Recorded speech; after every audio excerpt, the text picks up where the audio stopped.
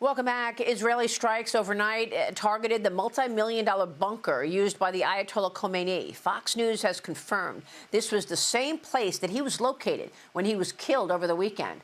Israel now moving into its next phase of this conflict. The Trump administration says ground troops are not being considered, but Secretary of War Pete Hegseth said yesterday the amount of firepower over Iran will surge dramatically. Joining me now is the Israel ambassador to the United Nations, Danon. Ambassador, it's wonderful to have you this morning. Thank you so much for being here. And you were at the UN yesterday with a shattered Iranian missile. The lead story in the Journal this morning is Israeli military is moving to the next phase of the Iran campaign. What is the next phase, sir? Good morning, Maria. Thank you for having me. So, day 7, we have achieved a lot so far. We have air superiority. And today, the Iranian people, when they look up at the skies, they can see the Israeli aircrafts, the U.S. aircrafts, and they see that we are actually moving forward. What we are doing now, we are targeting the infrastructure of the regime. You spoke about this bunker, but we have many more facilities. There are a lot of targets, and 24/7, our pilots, come into Israel, refuel, and reload and fly back to Iran. So I think it's amazing to see what's happening now, but it's not over yet. Iran now, they are panicked. They are in desperation. And we see what they are doing in the Gulf, attacking oil and gas sites. In 1 week, Maria, they attacked 12 countries. In 77 years, we had multiple wars. We never fought with 12 countries. So it showed that they are desperate. Yes, and what more needs to be done? I know that the Israeli military and the U.S. military have severely degraded Iran's capability. So no matter what happens next, no matter what person gets in that seat to lead Iran, they will not have that capability of ballistic missiles. They will not have the capabilities that they had with regard to nuclear armament. What else is left that you are targeting right now in Iran? Well, there's more to do. We focused on their ability to harm Israel and the neighboring countries. We targeted the launchers. But when you look at the infrastructure of Hayes that they built in 47 years, the factory for the ballistic missiles.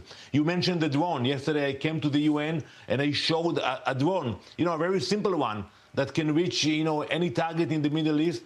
And they produced thousands of drones. So it's not over yet. We need more time to continue to hammer them and to make sure that this ability will not exist. And hopefully the people of Iran will see what's happening on the ground and will take their future in their own hands. I think that will be the next step.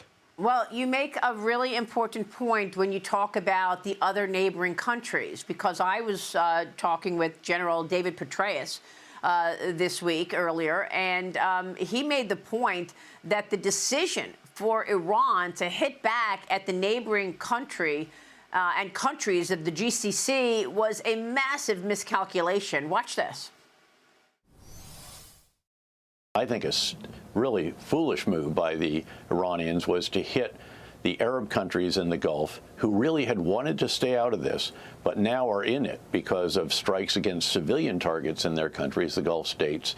And now their aircraft are already flying as part of the overall defensive effort, and we'll see if there is a decision about us using their bases again, which they had initially denied because they had wanted to stay on the sidelines. I don't know now if in the middle of this campaign we feel comfortable to go into these bases, whether we have what's called the bed down, the munitions and all of that, and fuel ready to go.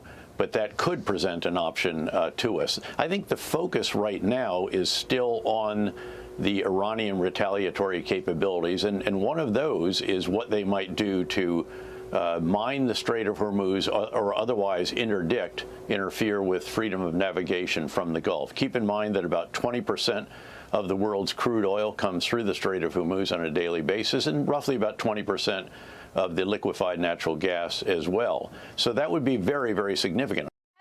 Ambassador, what about that? What can you tell us about the Strait of Hormuz? I know that President Trump has moved to ensure that these tankers can get insurance.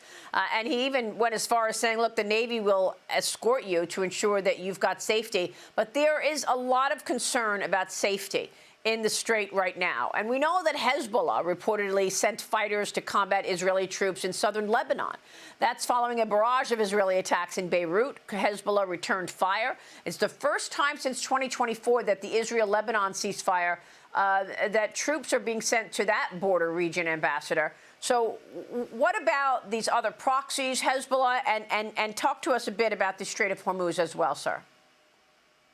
So we know that the Iranians made a mistake attacking their neighboring country. They thought that, they would put pressure on Qatar, UAE, and others, and they would come to the U.S. and would ask and beg them to stop the war. What actually happened is exactly the opposite. Those countries are doubling down, and now they're putting pressure on the U.S. to finish the job. They don't want to see this rogue regime in power anymore. And also the Iranians, they think they're superior. And now they are threatening the Strait of Hormuz. I think within a few days, they will not have the capabilities to do that because we are degrading the Navy. We are taking care of the ballistic missiles. The drones, it's a different story. They have thousands of drones, so it will take more time.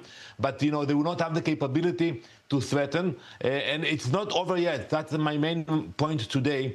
Despite the great achievements of the U.S. and Israeli militaries, it's not over yet. We need more time. Regarding Lebanon, it's unfortunate. We told the Lebanese government, take control over Hezbollah, restrain them. Otherwise, we will have to act. They decided to support Iran, Hezbollah. They are launching missiles into our communities in Israel. And if the Lebanese government will not take actions against them, we will have to do it. And do you believe that those groups, when you're talking about Lebanon, when you're talking about these other proxies that Iran has been supporting, do they have the capabilities to keep fighting? They do. They do. For years they prepared for that moment.